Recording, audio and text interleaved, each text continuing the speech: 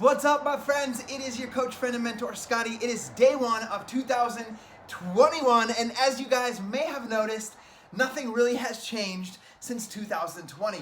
I've seen a lot of things going on social media, like I saw a post. I'm going to give you guys a small example, and hopefully this will lead into our topic. Someone said, I want to wish you all a happy new year in 2021.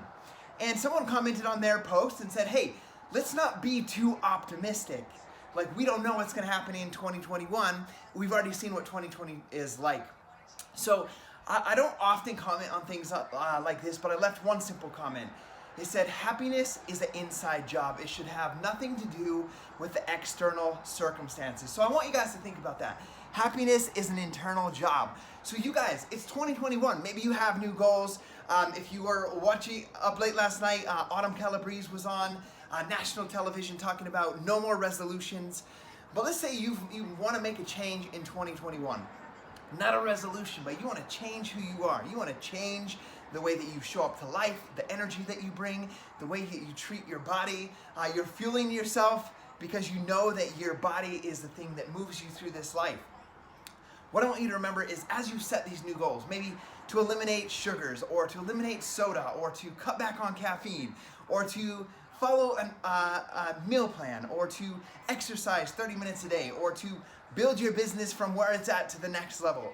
All of these goals involve getting to some sort of end result, where you've lost 30 pounds, where you've built an elite team, where you've achieved $100,000 a year with your business, whatever that might be.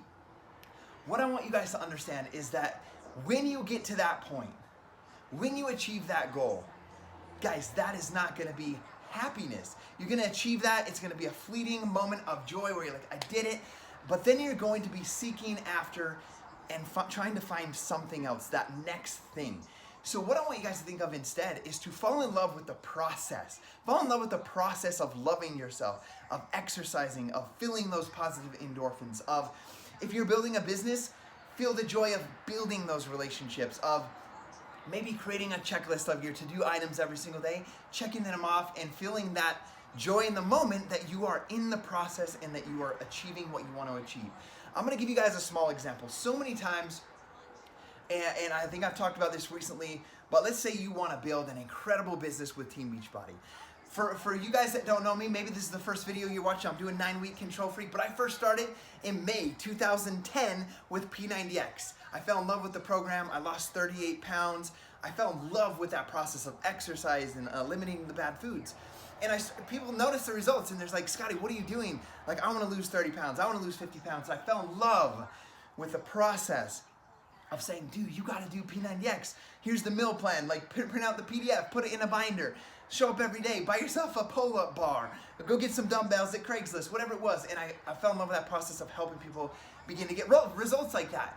And I did that for over a year before I ever became a coach. So I was in love with the process more than the end result of what many of you as coaches might be seeking in building a business, which might be paying off a debt, or making your money back, or retiring your husband or retiring your spouse from their job.